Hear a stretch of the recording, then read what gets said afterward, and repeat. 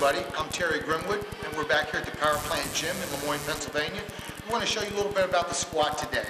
Let's get right to it. We have an empty bar, as always. We get started with an empty bar, regardless if you squat 1,000 or 100. We start with a bar. Very important to set up when you're doing your warm-ups exactly the same way each and every time. Now, you want to grasp the bar a little beyond shoulder's length and set up. Now, Tamara doesn't walk out, so we're going to show you the difference between walking out today and not walking out for the setup. As she approaches the bar, remember the bar is placed down your back, 2 inches below the interior delts. Your feet are pointed slightly outward. Your knees should always be over your toes. Your knees should not be turning in nor turning way out. In the setup, you're in the squat. The knees over the toes pointed slightly out. The bar in line with your hips. Okay? The bar is directly in line with the hips. If you carry the bar too high on your back, whether it be with a warm-up or squatting heavy weight, now the bar is over your hips, in front of your hips. Okay, very difficult to manage that with heavy weight. If the bar is too low on your back, now the bar is behind your hips. The bar will fall right off your back. So it's very important, just for starting, to approach the bar as if you were going to squat whatever it is you're working with that day. Set up. We do a personal check. We do a quick mental check. I tell all my lifters to start, once they approach the bar, and grasp the bar and prepare to squat, check their feet, run right up their feet, their knees over their toes, their hips in place, their back is flat, their shoulders are drawn back, hands correct, they got a big belly of air, their abs are tight, lower back locked. A quick check, it only takes a second or two. Okay, Tamara, release. The rack is kicked. She descends at a depth below parallel. If you can, even while warming up, try to squat nice and deep. Now, if you have some pain created, or there's some tightness, only squat to that point, and then try to get a little deeper each and every time. Now, Tamara's knees are always over her toes. Her back is always flat. Another thing that you'll notice is that Tamara's eyes are always ahead. Racket. Thank you. When you're approaching the bar, you want to keep your chin level, as if it's on a shelf, your eyes straight ahead. You do not want to approach the bar and have your head looking towards the ceiling. This will create tension and a kink in your neck before you even start. And also, it will keep you from getting down to where you need to go, and your equilibrium will be thrown off. Your eyes should always be forward, your chin level. Okay, now as you descend, okay, and you're down, what you want to do is stay forward.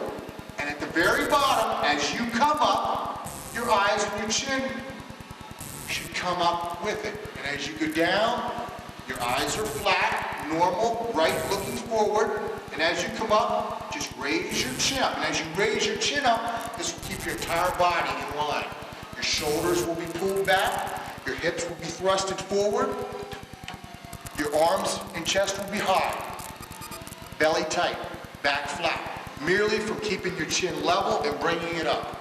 All this will fall into place. I'll show you the difference between walking out and not walking out. Tamara, she prefers not to walk out. So once she approaches the bar and sets up, everything needs to be perfect. One quick note, you're not walking out with the weight, and you're standing stationary using the Monolift or some similar device, you want to make sure that your feet are wide enough at the beginning of the lift. Many people that aren't used to walking out and try the Monolift where they don't step backward, start in a position where their feet are too narrow. Okay? This is very comfortable to get the weight up and out of the rack. But then they forget, it feels comfortable at the top, but they forget as they go down, they're creating a wider base. And they lock themselves in a very difficult position.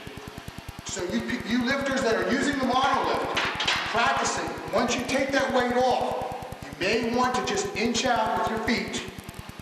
Just inch out a little bit more than what feels comfortable at the top. Because I promise you, once you get down, into the squat position, you will feel very comfortable and you'll have all your muscles in line to drive up and become very efficient with the movement that way. The problem a lot of people have in their initial movement with the weight, they'll have it on their back and they'll start to bend their knees first. As you can see, all the pressure is on the front quad now. You have very little stability in your hips and lower back.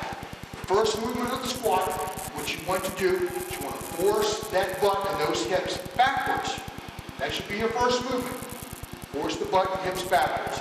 Just push them back and then begin your descent. Okay? And you're in position.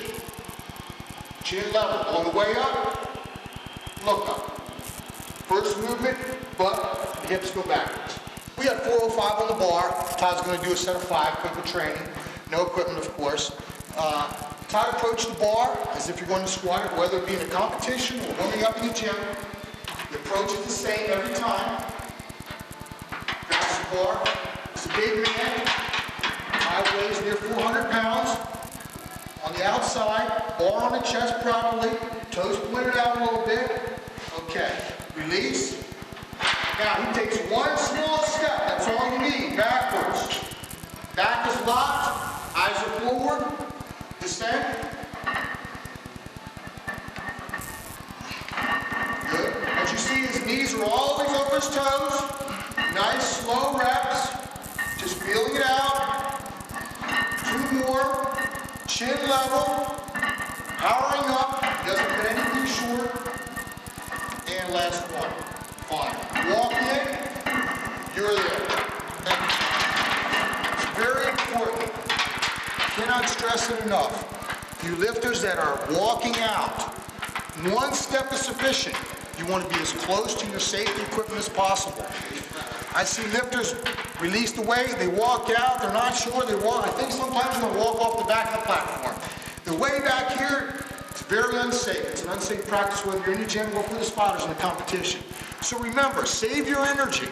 Once you pop that weight and pop it strong, take 1 little step back with your feet.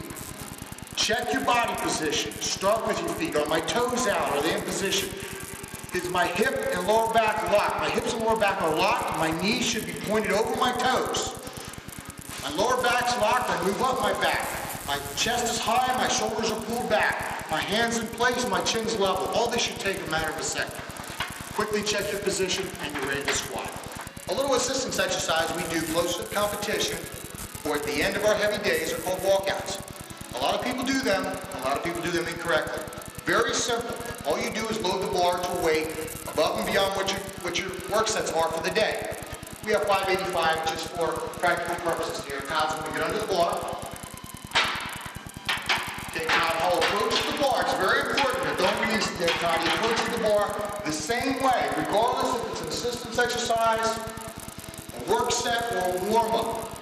He approaches the bar with the same mentality every time. That is the mentality that he's going to squat it. Now, obviously, with walkouts, we're not squatting any weight. We're just releasing the bar from the racks, walking out, setting up, just as if we're going to squat it. 1 step.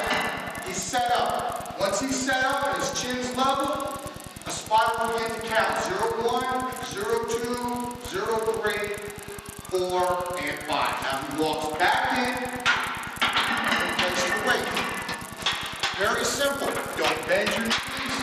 Don't do anything differently than you're going to squat it. What I try to tell my lifters, and we do walkouts in excess of 1,000 pounds, it doesn't matter if you do the exercise improperly. You want to do it the same way every time as if you're going to squat the weight. If you change your angles and you change your body position just so you can handle the weight, it's not going to help you.